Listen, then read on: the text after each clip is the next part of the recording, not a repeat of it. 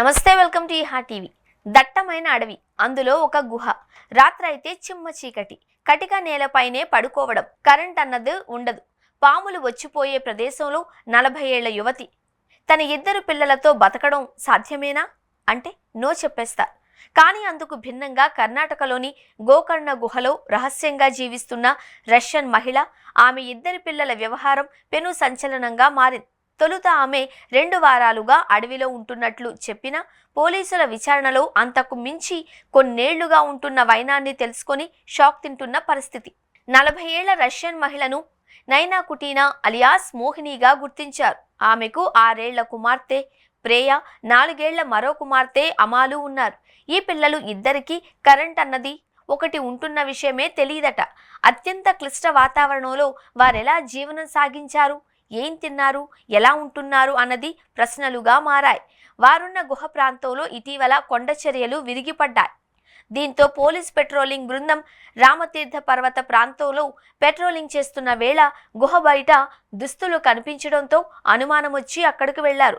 అక్కడ ఒక విదేశీయురాలు తన 2 పిల్లలతో ఉండడంతో అవాక్కయ్యారు. వారిని విచారించిన నేపథ్యంలో వారు ఈ తరహా జీవనాన్ని గడిచిన కొన్నేళ్లుగా చేస్తున్నట్లు గుర్తించారు. గడిచిన 8 ఏళ్లుగా వారు గుహలు, అడవుల్లోనే జీవించినట్లుగా తెలుసుకున్నారు. 2016లో బిజినెస్ వీసా మీద భారత్కి వచ్చిన నీనా కుటీనా 2017 ఏప్రిల్లో గడువు ముగిసిన తరువాత అక్రమంగా ఉండిపోయారు. హిందూ ఆధ్యాత్మికత పట్ల ఆకర్షితురాలైన ఆమె గోకర్ణలోని అడవులు, గుహలు, మారుమూల గ్రామాలలో ఉండేందుకు ఆసక్తి చూపేది. ఆసక్తికరమైన అంశం ఏంటి అంటే ఆమె 2 పిల్లలు భారత్లోనే పుట్టారు. వారి తండ్రులెవరో ఆమె రివీల్ చేయట్లేదు. అంతేకాదు ఆమె తన 2 పిల్లలు కోల్పోయినట్లుగా పోలీసుల విచారణలో గుర్తించారు. ఒకరి అస్థికలను పోలీసులు గుర్తించారు.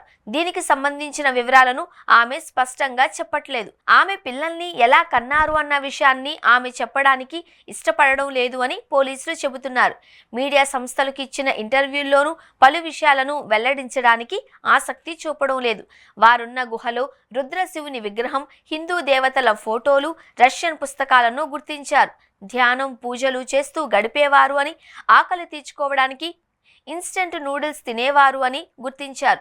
ఫోన్ల గురించి కూడా పిల్లలకు ఏమీ తెలియదు అన్న విషయాన్ని పోలీసులు గుర్తించారు. రామతీర్థ కొండలు, కొండ చర్యలు విరిగిపడే ప్రమాదకరమైన ప్రాంతం కావడం, అక్కడ విషసర్పాలు, ఇతర వన్యప్రాణులతో నిండి ఉంటుంది కదా, మరి మీకు ప్రమాదకరం కాదా అంటే ఆమెస్తున్న సమాధానం ఆసక్తికరంగా మారింది. పాములు తమ స్నేహితులు అని, తాము వాటిని ఇబ్బంది పెట్టనంత వరకు అవేమీ తమకు హాని చేయవు అని చెప్పడం విశేషం. గుహ నుండి బయటకు తీసుకొచ్చిన వారిని ఒక ఆశ్రమంలో ఉంచారు. ఆమె పాస్పోర్ట్, వీసా అడవిలో పోగొట్టుకున్నట్లు చెప్పినప్పటికీ గుహకు దగ్గరలోనే గుర్తించారు. తాము నేచర్లో బ్రతికేందుకు ఇష్టమని, పిల్లలు కూడా ఎంతో సంతోషంగా ఉన్నట్లు చెప్పిన ఆమె తమను ఉంచిన ఆశ్రమం శుభ్రంగా లేదు అని, కేవలం అన్నం మాత్రమే పెడుతున్నారు అని ఆవేదన వ్యక్తం చేస్తున్నారు. ఆమెను విచారిస్తున్న పోలీసులు బిజినెస్ వీసా మీద వచ్చిన ఆమె ఆ తర్వాత ఎందుకు ఉండిపోయారు, ఆమె పిల్లలకు తండ్రి ఎవరు, డెలివరీ ఎలా చేయించుకున్నారు, మారుమూల గుహల్లోకి ఎలా వెళ్లేవారు, వారుండే ప్రాంతాలను ఎలా గుర్తించేవారు, వారికి అవసరమైన సాయాన్ని చేస్తున్నది ఎవరు, ఇలాంటి ఎన్నో ప్రశ్నలకు సమాధానాలు లేని పరిస్థితి.